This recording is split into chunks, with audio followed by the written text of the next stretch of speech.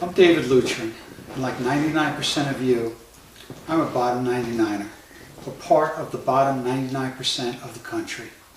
I work hard at 2 jobs, own more than my house is worth, and in 1 illness, or 1 accident, or 1 tragedy from bankruptcy. Income for the bottom 99% has remained flat for the past 30 years, whereas income for the top 1% has skyrocketed. I have nothing against anyone earning money, but the effective tax rate of these high earners, the top 1%, is less than the rest of us. That should not be. Tax rates are the lowest that they have been since the 1950s. This past year, as a whole, American corporations had their most profitable year on record. Collectively, they're sitting on close to $2 trillion in cash. That's right, $2 trillion in cash, and they're not hiring?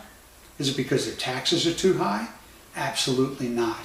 Many of the biggest and most profitable paid no or little taxes last year, despite racking up billions of dollars in profits and giveaways of taxpayer money to Congress. Here's a sampling. General Electric, over $10 billion in profit, but paid 0 corporate income taxes. Merck Pharmaceuticals, $9 billion in profit, no corporate income tax. Pfizer, another pharmaceutical company, more than $8 billion in profit, paid no income tax. ExxonMobil in 2009 earned a whopping $45 billion, paid no income tax, and took taxpayer subsidies, those same subsidies that Republicans in Congress refused to cut off. News Corp, parent company of Fox News, they paid no corporate income tax. Wow, that's a surprise. And one more, Verizon. More than $24 billion in United States pre-tax income, paid 0 taxes. Besides not paying any taxes, they claimed a refund of $1.3 billion over 2 years. Are you shocked? Are you disgusted? Are you angry yet? I'm numb from this. The American dream is not slipping away. It's been sold out from under us. If you haven't noticed, the free enterprise system is not free. Free enterprise goes to the highest bidder. Banks, corporations, and lobbyists are running and ruining our nation and our way of life by dictating policy. However, they're not the only responsible parties. There's a lot of blame to go around. Many of our Republican members of the House and Senate have been beholden, which is a nice way to say they are owned by their corporate and wealthy campaign donors. We also have the Tea Party deniers in Congress, who are apparently living in an alternate universe. They say they don't care if they get reelected, but are in a constant state of whiplash from always looking over their shoulder. We have a major problem. The debt ceiling needs to be raised.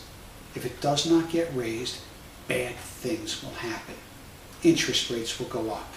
It will be harder to buy and sell a house, further depressing the housing market. It will be more expensive to buy a car. Gas prices will continue to rise. Consumer spending will decrease, putting more people out of work and making the economy worse. With more people out of work, less people spending, there will be even less tax revenue coming in, creating more debt and a greater deficit. The United States, as well as most of the world, will probably go into another recession. The last recession did not work out very well for the bottom 99% of Americans. Whereas the top 1%, they're still looking down at us from their penthouses and tax-deductible corporate jets. If the debt ceiling does not get raised and America cannot pay her debts and our nation's credit rating is downgraded, as it will be, how is that going to work out for you? It'll just about break me and my family. As far as our members of Congress, this will not affect the majority of them. The average net worth of each current member of Congress, which includes the House and Senate, is a little more than $6 million. Many of them are detached from the real world. This is one reason why the Republicans are refusing to compromise and are prepared to drive the U.S. economy off a cliff. The main purpose they are prepared to deliberately tank the economy is just to make President Obama a one-term president. They asked for over $2 trillion in spending cuts. Obama offered them over $4 trillion. But they were not serious and walked away from that. All they want are more tax cuts for the top 1%, and they want to cut the heart and legs out of the poor, the sick, the elderly, and they want to further destroy the middle class.